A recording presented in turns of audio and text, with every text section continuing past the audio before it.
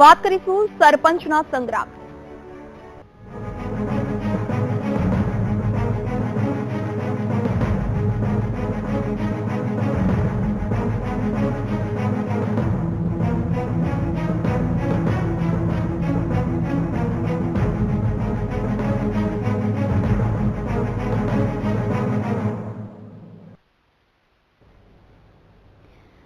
આજે ગ્રામ પંચાયતની ચૂંટણી યોજાય છે રાજ્યભરમાં, ત્યારે નર્મદાથી સમાચાર છે। નાની ડેડબણ ગામે ચૂંટણી મોકૂફ રહી હોવાના સમાચાર નર્મદા જિલ્લામાંથી પ્રાપ્ત થઈ રહ્યા છે। સરપંચ ઉમેદવારનું નિધન થતા ચૂંટણી મોકૂફ થઈ છે।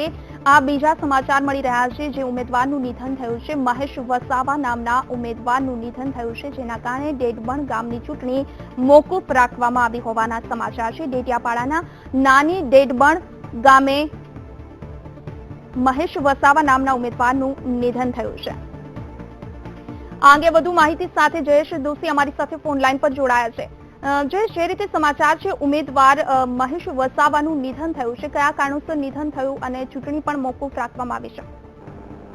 જી બિલકુલ, વાત કરીએ તો નર્મદા જિલ્લાના જે ડેડિયાપાડા છે, એ ડેડિયાપાડાના નાની ડેડબણ ગામે મહેશ વિશાભાઈ વસાવા નામના જે ઉમેદવાર હતા, એમની ગઈ રાત્રે એકદમ તબિયત લથડી ગઈ હતી અને કહી શકાય કે વધારે તબિયત લથડવાને કારણે આજે વહેલી સવારે તેનું મોત થયું હતું અને મોત થવાની જે ખબર પડી કે તરત જ ચૂંટણી અધિકારીએ નાની બેડવાળ ગામની આ ચૂંટણીને મોકૂફ રાખી છે અને હવે પછી ફરીવાર આની નવેસરથી જાહેર કરવામાં આવશે અને આ માત્ર ડેડિયાપાડાના નાની બેડવાળની ચૂંટણી ફરીથી થાય તેવી શક્યતાઓ હાલ તો બતાવી રહી છે।